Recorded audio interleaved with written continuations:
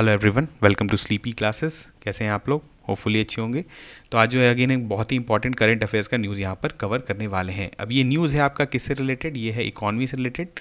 और इस न्यूज़ में एक्चुअली क्या है कि यूएसए में जो लॉ मेकर्स हैं, वहाँ के कांग्रेस जो है, वहाँ की गवर्नमेंट को रिक्वेस्ट की है या अर्ज की है कि इंडिया को जो है वो डब्ल्यूटीओ में बुलाया जाए।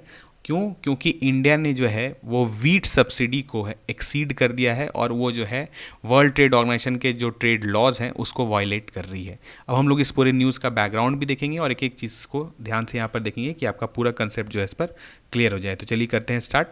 अब एक्चुअली हुआ क्या है कि यूएस जो है आप जानते हैं इंडिया के साथ जो है उसका डब्ल्यूटीओ में टसल चलता आया है। इससे पहले थोड़े दिन पहले 2-3 साल पहले आप जानते हैं एक डोमेस्टिक कंटेंट रिक्वायरमेंट का भी केस किया था इंडिया पर, जो कि आपका बेसिकली सोलर पैनल से रिलेटेड था।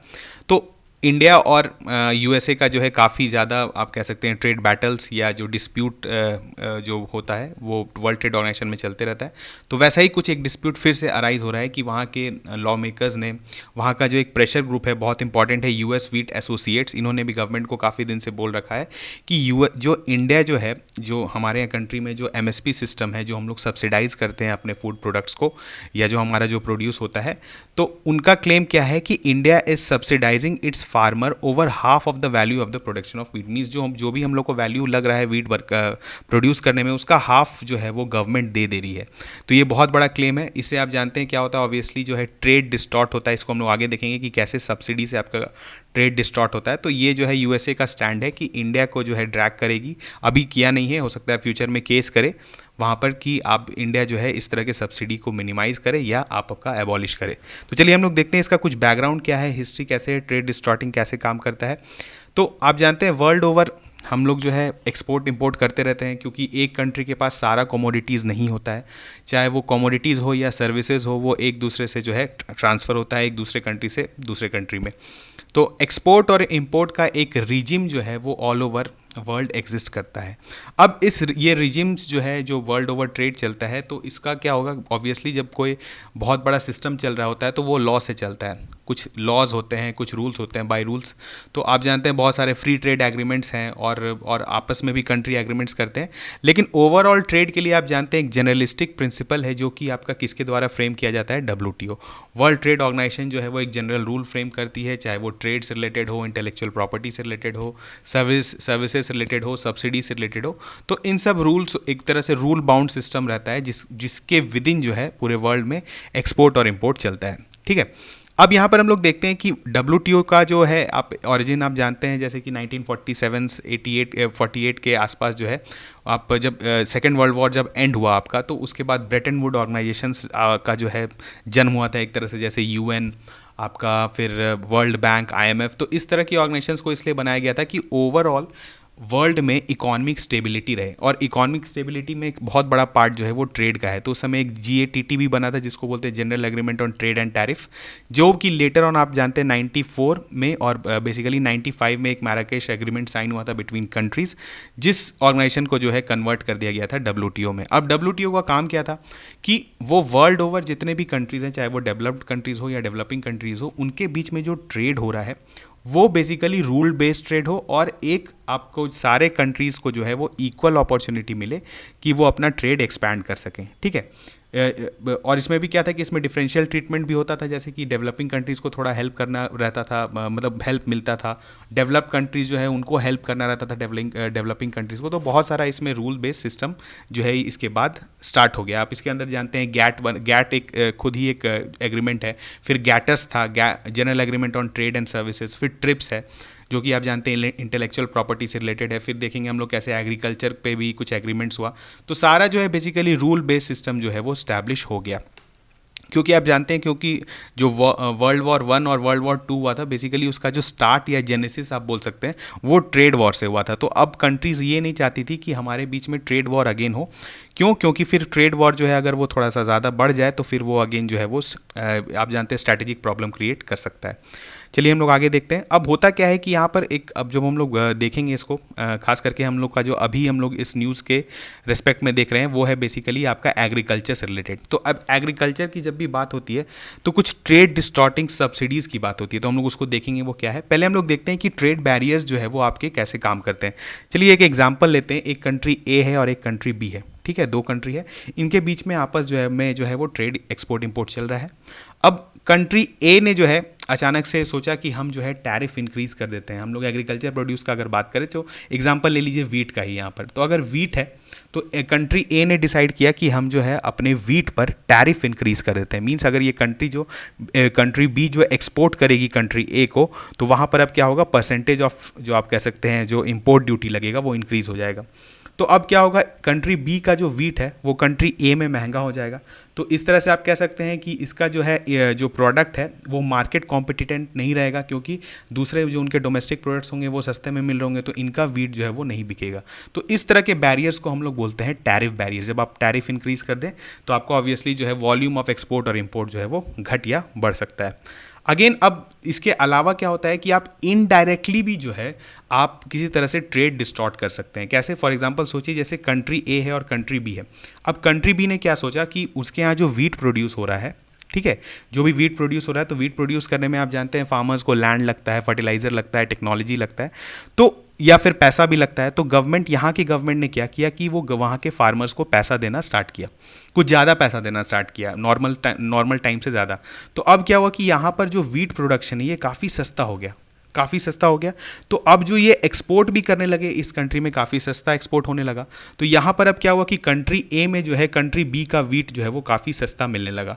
तो अगेन कंट्री ए को अब प्रॉब्लम हो जाएगा, क्योंकि वहाँ का जो लोकल वीट जो ग्रोअर्स हैं उनको प्रॉब्लम होने लगा, क्योंकि इंपोर्टेड वीट जो है वो सस्ता हो गया। तो इस तरह के जो सब्सिडीज़ जो कि दूसरे कंट्री में ट्रेड जो है वो डिस्टॉर्ट कर सकते हैं, तो इस तरह के सब्सिडीज़ को कहते हैं ट्रेड डिस्टॉर्टिंग सब्सिडीज़। तो ये चलते आया है, हमारे यहाँ यूएसए ने किया था इंडिया के साथ, हर जगह जो है ये वर्ल्ड ओवर एग्जिस्ट करता है। तो इस चीज़ को मिनिमाइज करने के लिए, या एक तरह से आप कह सकते हैं इस चीज़ को रेगुलेट करने के लिए जो है WTO के विदिन ही एक एग्रीमेंट साइन हुआ था, जिसको हम लोग बोलते हैं एग्रीमेंट ऑन एग्रीकल्चर 1994। इसमें बेसिकली क्या हुआ था कि आपके सब्सिडीज़ को कैटेगराइज किया गया था कि कौन से सब्सिडीज़ जो हैं आपके अच्छे हैं, मतलब वो ठीक है, वो एक्चुअली फार्मर के ग्रोथ के लिए हैं, और कौन से सब्सिडीज़ जो है वो ट्रेड डिस्टॉर्टिंग है।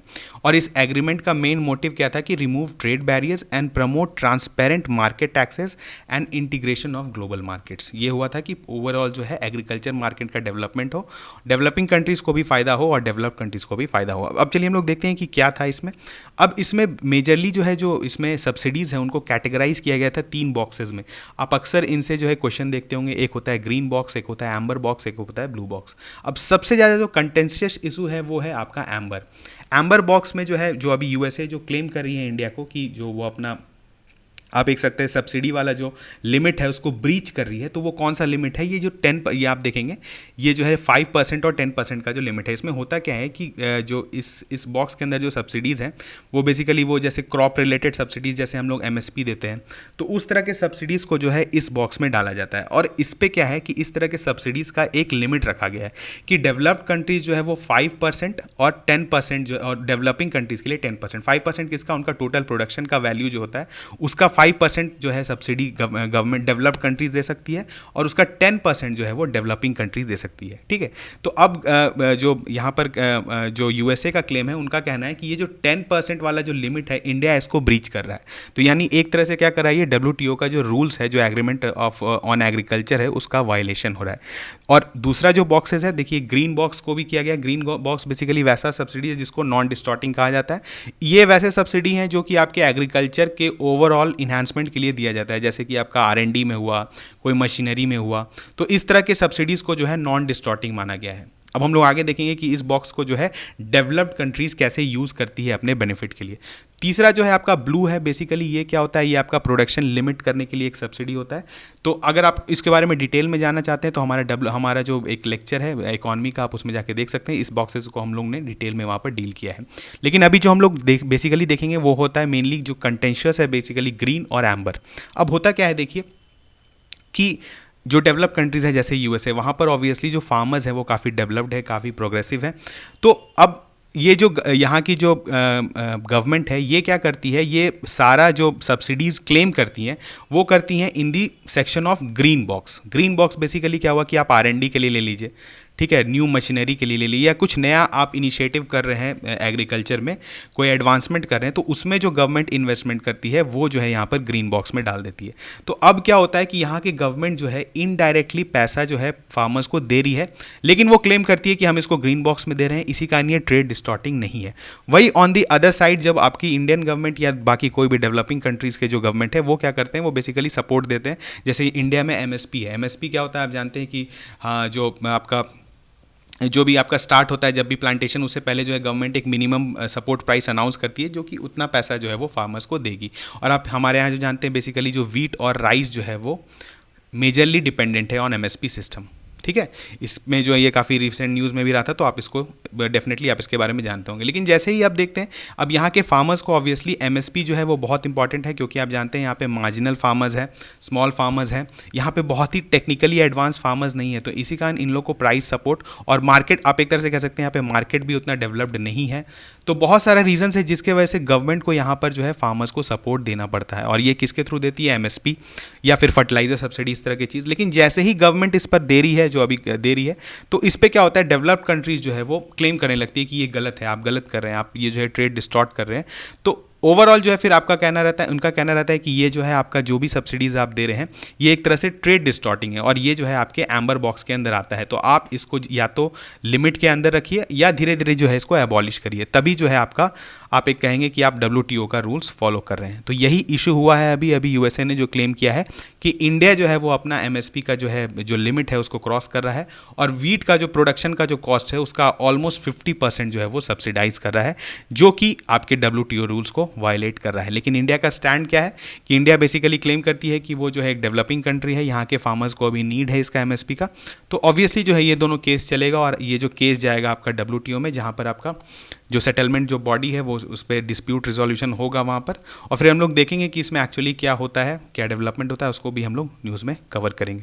तो आज जो है आपको थोड़ा सा पता चला होगा कि क्या बेसिकली जो सब्सिडी का प्रॉब्लम होता है वो क्यों होता है, और USA जो है वो बेसिकली कहाँ पर क्लेम करता है, आपका एम्बर ब्लॉक्स में, ठीक है। तो ये क्वेश्चन जो है आपका बन सकता है कि बताइए कौन से सब्सिडीज़ के बॉक्स होते हैं और हर बॉक्स का जो है वो क्या रिप्रेजेंटेशन है, ठीक है। तो चलिए हम लोग मिलते हैं नेक्स्ट लेक्चर में, ऐसे ही कुछ इन्फॉर्मेटिव लेक्चर जहाँ पर आपका कुछ ऐसा टॉपिक कवर करेंगे और उसका बैकग्राउंड करेंगे, जो कि आपके एग्जाम पॉइंट ऑफ व्यू से भी इंपॉर्टेंट होगा, ठीक है।